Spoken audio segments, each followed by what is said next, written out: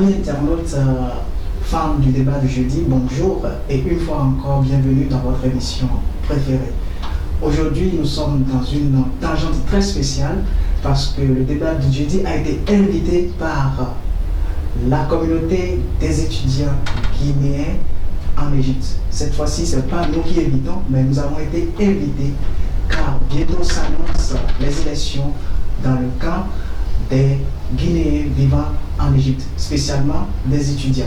Alors, avant d'entamer ce débat qui sera comme un face-à-face entre les deux challengers en tête, en course, je vais dire, pour la présidence de la communauté des étudiants vivant en Égypte, nous allons accueillir ici un homme très spécial. Il fait partie des ténors qui ont élaboré le code électoral qui va nous parler ce jeudi de ce code en quelques minutes. Nous recevons spécialement pour vous Kemoko. Bonjour Monsieur Kemoko. Bonjour Monsieur James. Alors comment vous allez? Oui, je vais super bien, c'est toujours un grand plaisir de vous retrouver. Un grand plaisir et surtout nous vous remercions de nous avoir fait cette grande confiance-là en nous invitant, en nous impliquant dans les élections. Alors comment ça se passe? Alors nous vous remercions beaucoup sincèrement de répondre à l'invitation. Et c'est pour nous un réel plaisir, comme je l'ai dit tantôt. Et pour ce qui concerne le code électoral, comme vous le savez, le code électoral c'est le substratum, c'est la base de toute bonne élection. Exact. Alors, dans ce code électoral, juste je vais le résumer à quelques points, ce qui est surtout essentiel pour les étudiants, puisque nous avions fait quelques réformes. Ce qui est surtout important dans ce code électoral, c'est les étudiants. Ouais. Et quand vous voyez les étudiants, il y a deux types d'étudiants que nous avions énumérés dans le code en question. Vous avez des étudiants boursiers et des étudiants non boursiers. Donc par rapport aux étudiants boursiers, nous demandons simplement aux étudiants boursiers de ramener le reçu de leur cotisation annuelle, puisque la structure demande une cotisation annuelle. Donc le reçu de leur cotisation annuelle plus une des pièces justificatives de l'établissement dont ils fréquentent. Okay. Donc ces deux éléments sont très très importants pour l'élection en question. Ça c'est possible. Oui, exactement, oui. Donc également, le processus électoral a été déjà élaboré. Nous avions envoyé le code aux deux présidents pour qu'ils fassent la promotion et sensibilisent les électeurs à la base. Et pour ce qui concerne les élections même en question, il y a deux types d'élections que nous avions prévues. Il y a l'élection par email et l'élection par les urnes. Parce que... Vous ne craignez pas de fraude et non, il y aura de transparence quand vous parlez d'élection par mail? Tout à fait, il y aura une grande transparence puisque nous avions prévu tout. Il y a des conditions qui sont déjà établies. Par exemple, pour ce qui concerne les élections par mail, l'étudiant doit être d'abord inscrit sur la liste électorale et avoir toutes ces pièces justificatives. Et c'est l'électeur même qui demande l'email en question pour qu'on puisse l'identifier. C'est à la suite de cela qu'on leur envoie. Et le vote par email concerne les étudiants qui ne vivent pas au Caire. Donc tout étudiant qui vit au Caire viendra à l'urne pour faire le vote. Donc bref, voilà un peu ce que nous avions fait. Il y a des grands points, les demandes et tout cela. Mais c'est vraiment ce qui est surtout essentiel. Les pièces justificatives plus le reçu de la cotisation annuelle pour le vote. Et la date exacte du vote? Oui, la date exacte du vote est prévue pour le 30 exactement. Donc samedi le 30 novembre, c'est le vote. De 10h à 22h. Alors, vous allez juste nous faire un peu le détail de la structure de ce code électoral. On n'a pas mentionné ça tantôt. Est-ce que vous pouvez rapidement revenir sur cette structure-là?